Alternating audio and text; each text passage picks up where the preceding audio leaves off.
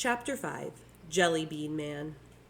The Food for Less market was tiny compared with the grocery store back home. Just 5 aisles and only one cashier. There was no barista making cappuccinos, no fancy bottles of water from Fiji. The grocery bags were plastic, not canvas, and the day's special was bologna, not goose liver pate. Ben's grandfather stood second in line for the cash register. He crammed a lot of groceries into his cart. There were kosher hot dogs, white bread, and mustard.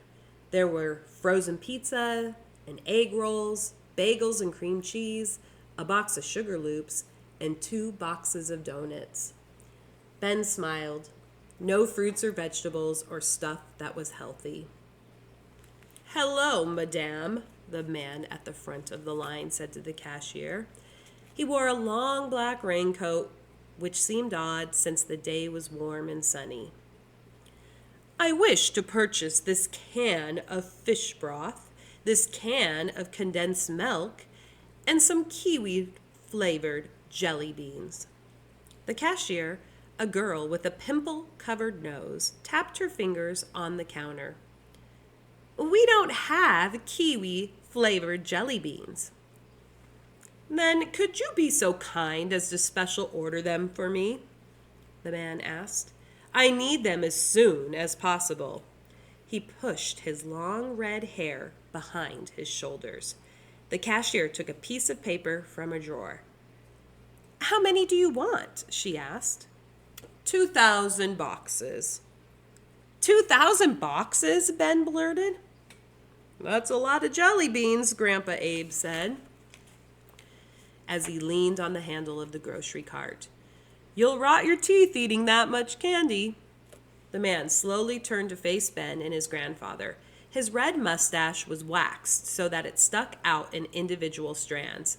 The mustache quivered as the man spoke, reminding Ben of a cat's whiskers. "I appreciate your concern for my dental health, but there is no need to worry. I am not fond of kiwi-flavored jelly beans. I eat only meat." "Only meat?" Grandpa Abe asked. "What about a knish? You like a good knish?" The man's irises, which were shaped like black half-moons, suddenly swelled. His nose, which was upturned, started to twitch. He sniffed, and his gaze darted to Ben. "Are you the owner of a Chinese striped hamster?" "Yes," Ben said with surprise. "How did you know?" With very sharp nails, the man plucked a little hair from Ben's shirt. "The Chinese stripe has a unique odor, quite different from the standard hamster." He brought the hair to his nose, which twitched faster, as if powered by a little motor. "This one is male, young, tender, delicious with pepper." He licked his lips. Delicious with pepper? An eerie shiver trickled down Ben's spine. He'd never heard of anyone eating a hamster. Who would do a thing like that? "You must be new around here," Grandpa Abe said to the man. "Where are you from?" The man straightened. His nose stopped twitching. "I'm from far away." 2,000 boxes will cost you a lot of money," the cashier said. "You sure you want to order that many?" "Money is of no concern." The man reached into a trouser pocket and pulled out a wad of cash, which he set on the counter.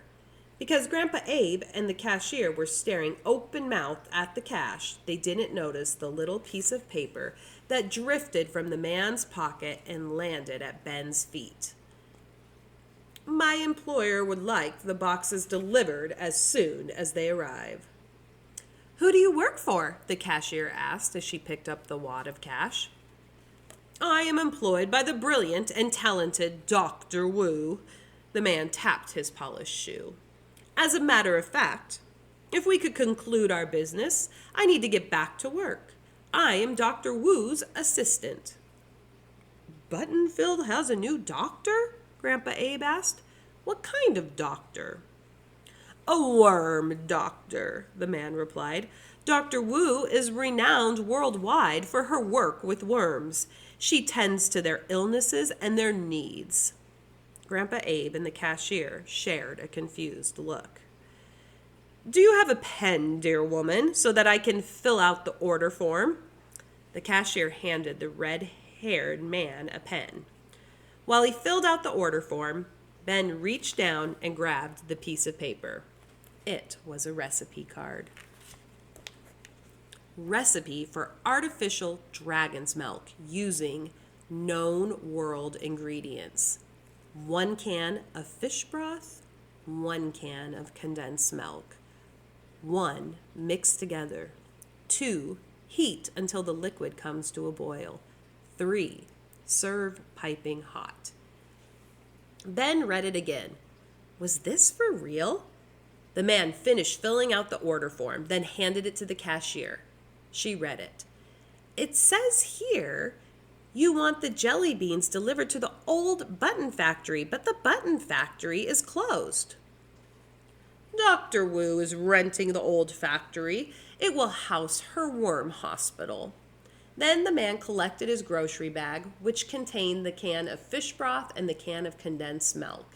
After a quick bow to the cashier, he strode towards the exit. Ben hurried after him. "Excuse me," Ben called.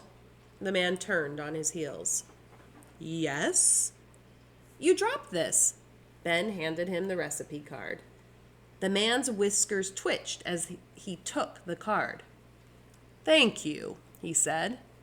"That's a weird recipe," Ben said. "Is it for the worms? At the worm hospital?" He didn't know anything about worms, except that if you cut them in half, they still wiggled. "The recipe is not for worms," the man replied. "Worms do not drink dragon's milk. Only dragons drink dragon's milk." He offered no further explanation. He bowed again and then left. "Did I hear that man say something about dragons?" Grandpa Abe asked when Ben returned to the counter. "Uh-huh," Ben said.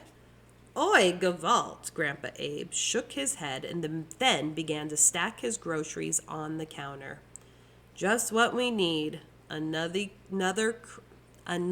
crazy person in Buttonville."